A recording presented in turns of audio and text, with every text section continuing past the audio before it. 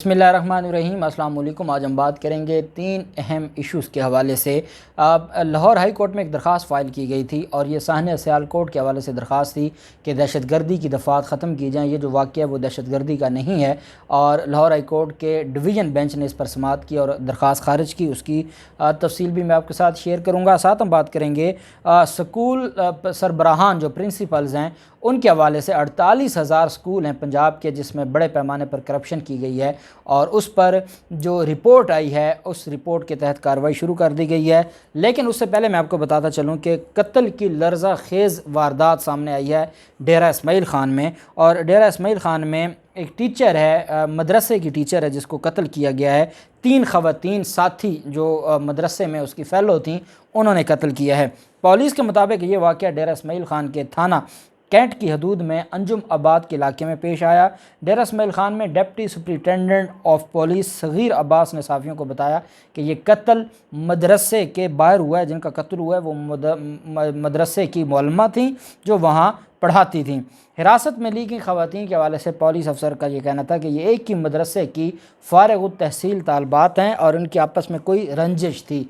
Police ने आला कत्ल चाकू, छुरी और डंडा भी बरामद कर लिया है। इब्तदाई तफ्तीश के बाद FIR दर्ज करके मज़ीद कार्रवाई करने का पुलिस ने कहा है। मकतूल खातून के ख़ानदान वाले बैरून मुल्क रहते हैं और वो अपने चचा के घर पर रहती थी। वो रिक्शे में मदरसे से आ रही थी। रिक्शे से उतरकर जब वो मदरसे की गली में दाखिल हुई तो उन्हें तीन ख़वातीन ने पकड़कर चाकुओं और छुरियों से वार किए। पुलिस ज़राए के मुताबिक यूनिवर्सिटी रोड पर अंजुम आबाद के मदरसा जामिया इस्लामिया फ़लाहुल बन्नात की तीन तालबात ने एक आलमा को मुतज़क्किरा मदरसा के सामने गली में तेज़ धार आले से कत्ल कर दिया और इसके हवाले से सारी डिटेल्स भी सामने आ गई हैं। मकतूला मदरसा में पढ़ाती थी। 21 साल उम्र थी मकतूला की। सफ़ूरा बीबी उनका नाम था और ये जनूबी वज़ीरिस्तान से इनका तल्लुक़ था। पुलिस ने तीनों जो ख़वातीन मुल्ज़मान हैं उनको गिरफ़्तार करके तफ्तीश शुरू कर दी है। ये एक ऐसा एक दर्दनाक वाक़या है कि तीन ख़वातीन और वो भी मदरसे की बच्चियाँ जो मदरसे से फ़ारिग तहसील हैं और वो भी आलमा हैं, स्कॉलर्स हैं, इस्लामिक स्कॉलर्स हैं और अगर वो इस तरीके से अपने ही एक बहन को या फ़ेलो को या टीचर को कत्ल कर दें तो ये इससे बढ़कर जुल्म क्या हो सकता है। और वो चाकुओं और छुरियों के वार करके तीनों ने वार करके उसको कत्ल किया। उन्होंने क्या सोचा होगा? क्या उनको नहीं लगा होगा कि पूरी ज़िंदगी उनकी जेल में गुजरेगी, वो फांसी चढ़ जाएंगी, उम्र कैद हो जाएगी, सारी ज़िंदगी उनकी ज़िंदगी तबाह हो जाएगी? उन्होंने तो इल्म दीन हासिल किया था और काश हमारे मदरसों में जो अखलाकियात है, तरबियत है, उस पर भी काम किया जाता, तसव्वुफ़ पर काम किया जाता ताकि नरमी पैदा हो दिल में और नफ़रतें ख़त्म हों। और ये जो मुआशरे में हम बिगाड़ देखते हैं उसमें एक बड़ा किरदार अदा किया जा सकता था मदरसे से फ़ारिग तहसील जो स्कॉलर्स हैं उनकी तरफ से। लेकिन बदकिस्मती है कि वो उस तरह किरदार अदा नहीं कर रहे जिस तरह उनको करना चाहिए था।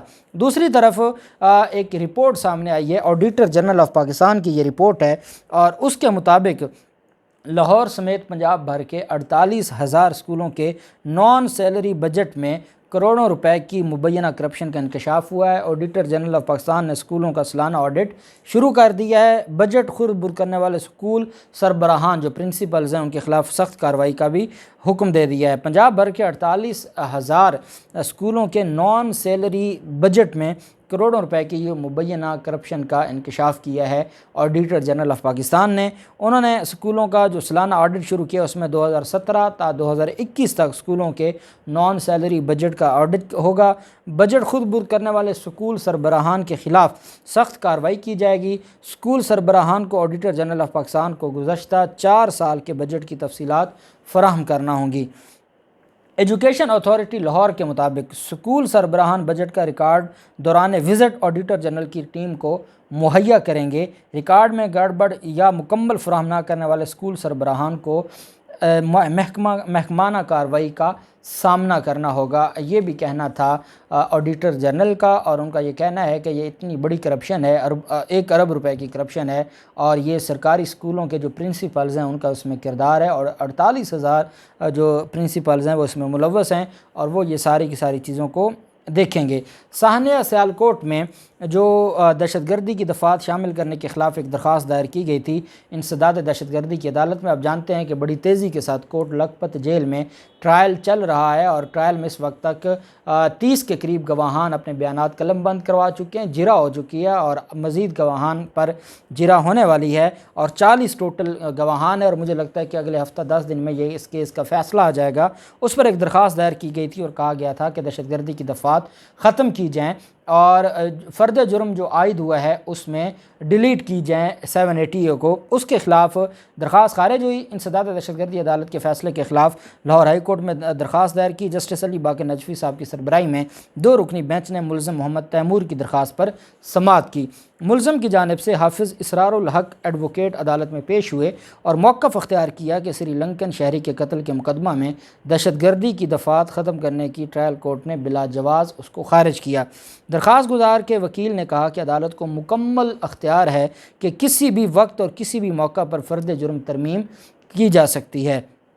جسٹس علی باقر نجفی صاحب نے کہا کہ ٹرائل کورٹ نے اپنے فیصلے میں یہ بھی تو لکھا ہے کہ اگر جرم ثابت نہیں ہوگا تو ملزم بری ہو جائیں گے، چاہے کوئی بھی دفعہ لگی ہوئی ہے، اگر آپ کے خلاف وہ دفعہ اٹریکٹ نہیں کرتی، وہ سیکشن اٹریکٹ نہیں کرتا تو آپ بری ہو جائیں گے، تو آپ کو کیا ضرورت اس کو خارج کروانے کی۔ درخواست گزار کے وکیل نے کہا کہ فرد جرم عائد کرتے ہوئے قانون کی منشا کو پورا نہیں کیا گیا۔ جسٹس علی باقر نے کہا کہ ہم تمام انسان ہیں، اپنے دل پر ہاتھ رکھ کر بتائیں کہ اس میں دہشت گردی کی دفعہ لگنی چاہیے تھی یا نہیں لگنی چاہیے تھی۔ وکیل درخواست گزار نے کہا کہ نعش کو جلانے پر دہشت گردی کی دفعہ نہیں لگائی جا سکتی، اس کیس میں ایک فرد مارا گیا جو دہشت گردی کی تعریف میں نہیں آتا۔ جسٹس علی باقر نجفی صاحب نے کہا کہ آپ کا موقف ٹھیک بھی ہو سکتا ہے، ابھی ٹرائل میں شہادت ریکارڈ ہو رہی ہے، ممکن ہے کہ دہشت گردی کی دفعہ خود ہی ختم ہو جائے۔ عدالت نے کہا کہ آپ کے دلائل میں ہو سکتا ہے کہ وزن ہو، مگر ابھی تو کیس میں شواہد قلم بند ہو رہے ہیں۔ حافظ اسرار الحق ایڈوکیٹ صاحب نے عدالت میں کہا کہ 34 گواہان کے بیانات قلم بند کرنے کے بعد جرا کروائی جا رہی ہے۔ کوٹ لکھپت جیل میں ہونے والے ٹرائل میں کسی ملزم کی طرف سے کوئی وکیل پیش نہیں ہو رہا۔ سری لنکن شہری کو قتل کرنے کا وقوع باقاعدہ منظم منصوبے کے تحت نہیں تھا۔ موقف میں کہا گیا کہ سری لنکن شہری کے قتل کا وقوع حادثاتی تھا۔ انسداد دہشت گردی عدالت نے بغیر اختیار فرد جرم عائد کی وقوع میں ہر ملزم کا کردار علیحدہ علیحدہ بنایا گیا، مگر فرد جرم ایک ہی لگائی گئی۔ یہ بھی موقف اپنایا گیا کہ سپریم کورٹ کے فیصلے کی روشنی میں جب تک وقوع منظم کسی کمیونٹی اور حکومت کے خلاف نہ ہو تو دہشت گردی کی دفعات نہیں لگ سکتی۔ پولیس نے وہ پمفلٹ بھی قبضے میں نہیں لیے جن کی وجہ سے یہ وقوع پیش آیا تھا۔ حافظ اسرار الحق ایڈوکیٹ نے عدالت سے استدعا کی کہ عدالت سری لنکن شہری کے قتل کے مقدمہ میں انسداد دہشت گردی کی دفعات ختم کرنے کا حکم دے، جس کو لاہور ہائی کورٹ نے ان کی درخواست کو خارج کر دیا، اور لاہور ہائی کورٹ نے کہا کہ خدا کے لیے اپنے دل پر ہاتھ رکھ کر یہ بتا دیں کہ کیا یہ دہشت گردی نہیں تھی۔ اب دہشت گردی سے کیا مراد ہے کہ عوام الناس میں دہشت پھیلانا۔ یہ جو واقعہ تھا اس نے نہ صرف پورے پاکستان میں دہشت پھیلائی، پوری دنیا میں پاکستان کا نام پر دھبا آیا، اور جو ہماری بزنس کمیونٹی ہے، پوری دنیا میں جو بزنس کمیونٹی ہے وہ اپنے ورکرز کے حوالے سے، اور یہاں تک کہ سعودی عرب کے ہمارے دوست ہیں وہ کہتے ہیں کہ سعودی عرب کی جو بزنس کمیونٹی ہے انہوں نے باقاعدہ اس کے اوپر ایک میٹنگ کی کہ جن فیکٹریز اور انڈسٹریز میں پاکستانی ورکرز کام کر رہے ہیں ان پر نظر رکھی جائے اور ان کو کم سے کم کیا جائے، یہ اس واقعہ کی وجہ سے کہ یہ پرتشدد لوگ ہیں۔ تو آپ اندازہ لگائیں اگر یہ دہشت گردی نہیں ہے تو پھر اور دہشت گردی کیا ہو سکتی ہے، اور اسی وجہ سے لاہور ہائی کورٹ نے درخواست خارج کی ہے۔ دیکھتے ہیں کیا ہوتا ہے، جو بھی تفصیلات ہوں گی آپ کے ساتھ شیئر کرتے رہیں گے۔ اللہ پاک پاکستان کا حامی و ناصر ہو۔ بہت شکریہ۔ اللہ حافظ۔ پاکستان زندہ باد۔